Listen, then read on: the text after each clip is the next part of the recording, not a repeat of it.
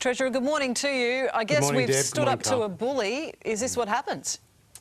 Well, this was never going to be easy, otherwise other countries would have done it first.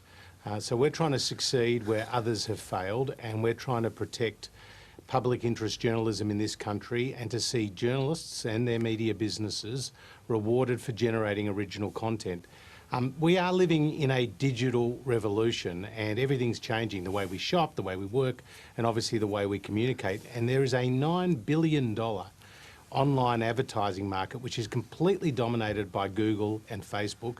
And we've tried to create a level playing field with this bargaining code, and the rest of the world is watching us very closely. But the good news, Deb, is that earlier this week, Google concluded successful negotiations with Nine Entertainment, with Channel 7, with News Limited, which will see millions of dollars flow to our media businesses, money that would never have flowed but for this new media code being put in place. I'm interested to know how, Josh, your conversation with Mark Zuckerberg went. What was the tone of it, and did you tell him where to go?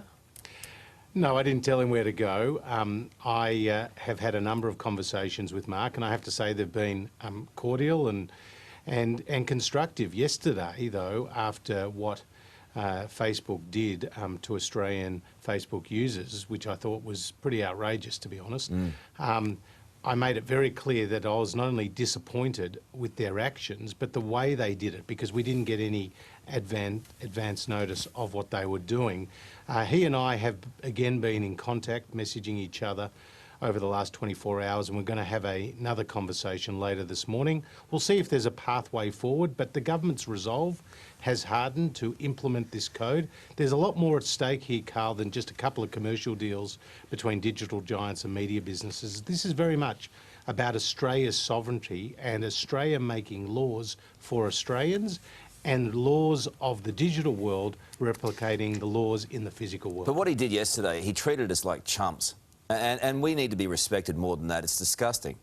Well, it endangered public safety. I mean, in the middle of a pandemic, people weren't able to get access to information about the vaccines. You couldn't look at a 1-800 Respect page, which is about providing support to domestic violence victims. I mean, you couldn't access the New South Wales Fire and Rescue site or the Royal Children's Hospital. I mean, that was completely over the top, heavy-handed, and dare I say it, very unnecessary. And even on the eve of the anniversary of Hannah Sinclair's death, the website with her and her 3 children, that also got caught up in this. It's been wide-reaching, and the backlash from the Australian community is rightly so, full of anger. But who's going to blink first here? Is it going to be the Australian government or Facebook? Are you prepared to compromise? Well, our resolve is very firm. I mean, you're right about their actions yesterday. I mean, I think subtlety's not their shtick, if you like. It was pretty bad what we saw yesterday. With respect to going forward, I'll hear Mark out, and if he puts some ideas to us and they're reasonable, then I'll talk obviously through that with the Prime Minister and our colleagues. Last weekend, I had a number of conversations with the head of Google, and they raised some issues with the code and that needed clarification, and we went through that normal process, and I spoke to the Prime Minister and to Paul Fletcher, my colleague who I've been working on the code with, as well as the heads of the ACCC and with Treasury, and we introduced into the Parliament, after going through our internal processes, some amendments which passed the House of Representatives with bipartisan support. So we could back down here. There could be some compromise. We're not backing down. No, we're not backing down. We're implementing this code, and that's the clear message. We want these digital giants to pay for original content. That's what Google's doing, and we welcome those deals that they have struck. With respect to Facebook, I'll hear him out and see what he says. I would have thought very difficult to do a deal with someone when you know what their colours are. Well, I mean, they have shown their colours, but as I said, it's important to the government. But hopefully everyone's practical here. Okay, just finally, Josh, on another matter, I do need to ask you about today's Australian reporting. The PM's office was made aware of an alleged rape inside Parliament House back in April. Despite the PM saying he only knew last Friday, did the PM's office know?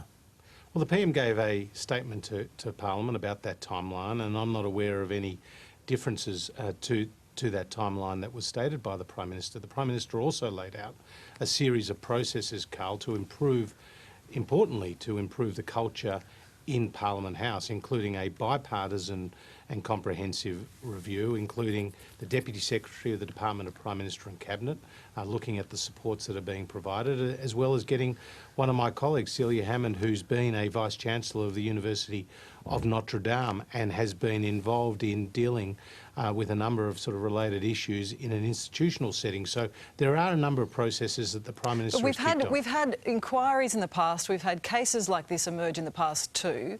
How confident are you that we will see concrete change starting from now? Well, we need it. Deb, I mean, the rest of the country looks to the Parliament of Australia to show the example here. We need to change the culture in Parliament House, and we need to change it fast. I know the Prime Minister's committed to that, I'm committed to that, and so are my colleagues. Okay, good to talk to you, Josh. Thanks for your time again, and best of luck in your conversations with Mark Zuckerberg.